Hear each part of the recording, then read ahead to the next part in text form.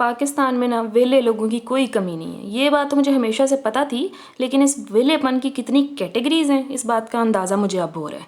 तो आज मैं आपको 3 कैटेगरीज़ बताऊंगी इन वेले लोगों की, और जो तीसरी है ना वो तो क्या उसको बोलूँ, बहुत ही महान है। तो जनाब जी, पहले किस्म के जो वेले लोग हैं ना वो इनबॉक्स में आते हैं और आगे कहते हैं हेलो, हाय, ए अस्सलाम वालेकुम, और गायब हो जाते हैं।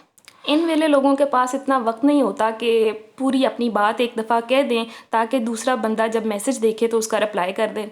नहीं जी, ये इंतज़ार करते हैं कि हमने सलामती भेज दी है, अब दूसरा बंदा जब मैसेज देखेगा वो हम पर सलामती भेजेगा और फिर पूछेगा कि क्या काम है, तो फिर उसके बाद ये किस्तों में छोटे छोटे जुमलों में उसको अपना मुद्दा बयान करेंगे। तो जनाब, ये तो एक बेसिक इन्फॉर्मेशन है जो कि पाकिस्तान के मोस्टली आवाम के पास नहीं है, तो इसकी तो चलें छोड़ दें आप, मैंने जाने दिया। अगली जो किस्म है ना वो सलाम के बाद आपसे पूछती है आप किस सिटी से हैं।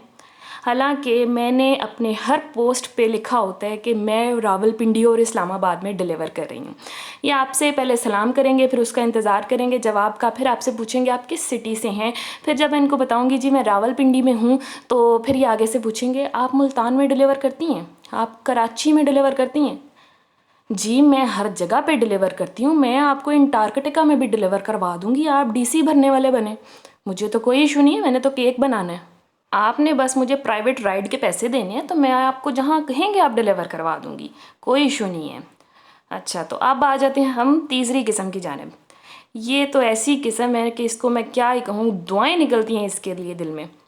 कहते हैं जी, आते हैं आपके पास, आपसे फ्लेवर पूछते हैं, कीमत पूछते हैं, डिज़ाइंस भेजते हैं, चार चार नहीं यार 40 डिज़ाइंस भेजते हैं और हर किस्म की हर केक की कीमत पूछते हैं।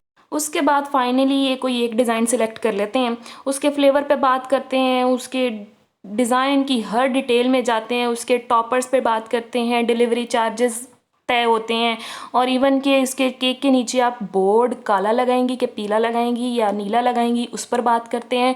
और फिर कहते हैं जी हमें इस बॉक्स में चाहिए है, आप विंडो बॉक्स लगाइएगा, उसके साइड पे भी विंडो, ऊपर भी विंडो, हर बात हर चीज़ आपसे डिस्कस करते हैं। मतलब कि आपके 4 से 5 घंटे ये सर खाते हैं और फिर कहते हैं जी ठीक है, हमारा आप ऑर्डर फाइनल समझे, मैं 1 घंटे तक आपकी पेमेंट पहुँचा दूँगी। और फिर उसके बाद ना ये 1 घंटा कभी भी मुकम्मल नहीं होता। तो ऐसे वेले लोगों की किस्म जो है ना, वो कोई भी मेरी वीडियोस देख रही है ना, तो आप याद रखिएगा आप लोगों का ना अलग से हिसाब होना है। कोई बात नहीं, आप कर लें जो करना है। बाकी लोगों से इल्तमास है कि प्लीज़ अगर आपको अपने वक्त का ख्याल नहीं है तो आप दूसरों के वक्त का ख्याल कर लिया करें।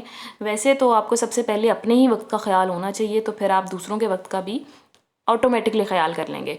जनाब, यहाँ पर होता है जी हमारा रेंट ओवर। तो ये केक है, थोड़ी सी इस पे बात कर लेते हैं। ये केक नहीं जी, किसी का ऑर्डर नहीं था, ये मेरे हस्बैंड की बर्थडे थी तो उनके लिए मैंने बनाया था।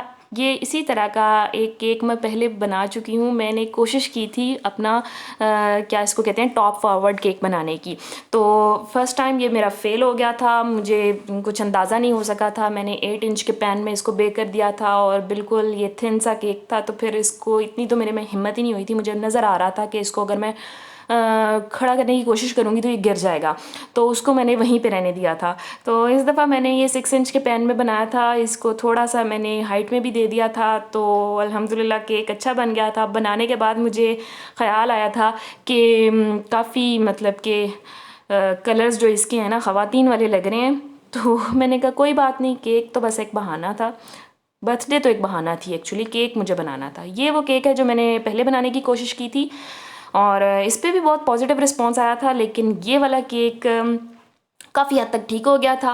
और मोल्ड्स मैंने आपको दिखा दिए, 3 का सेट है जो मैं यूज़ करती हूँ। बाकी स्प्रिंकल्स मैंने स्प्रिंकल्स बाय वॉयलेट के लगाए थे, ऊपर एक बटरफ्लाई लगाई थी और अल्हम्दुलिल्लाह केक काफ़ी बेहतर बन गया था। लेकिन अभी भी मुझे लग रहा है कि ये पिंक वाला फ्लावर छोटा होता, बल्कि यकीनन छोटा होना चाहिए था इसको, तो इसकी लुक ज़्यादा अच्छी आती। बाकी मिलेंगे फिर किसी वीडियो में, तब तक के लिए अल्लाह हाफ़िज़।